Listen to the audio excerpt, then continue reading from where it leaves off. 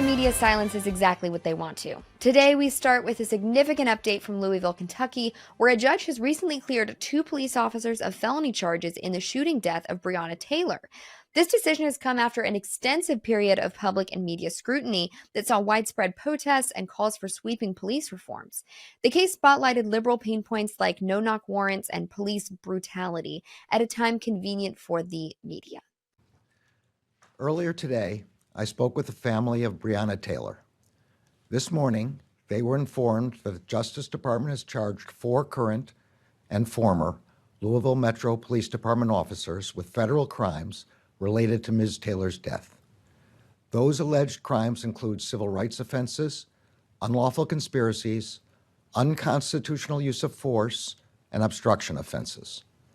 The 4 defendants were charged through 2 separate indictments and 1 information. I'm going to begin today by discussing the civil rights offenses that stem from the falsification of a search warrant. We allege that these offenses resulted in Ms. Taylor's death. Despite the total exoneration instead holding her boyfriend legally accountable for her death, as we knew, the story raises critical questions about the rush to judgment made by media and public figures.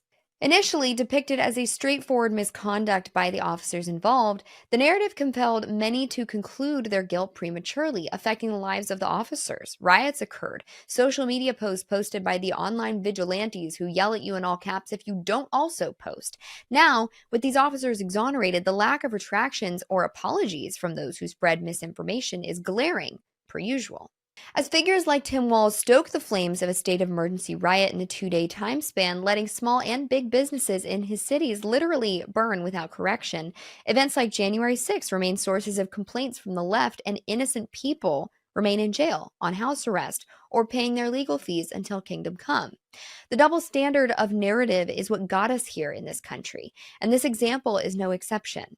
For months, we've heard narratives of racism, people who were demanding normal people post-pandemic be masked or vaccinated to even go to work, or heck, go to a grocery store or be with lonely family members in an old age home, also were the same people protesting in the street with one another in close and hypocritical quarters.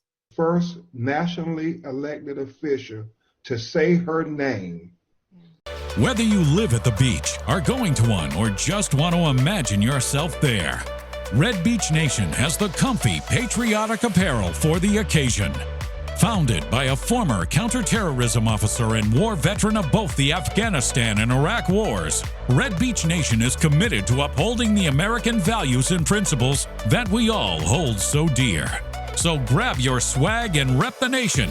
Visit redbeachnation.com and use the promo code on your screen to save 10% off.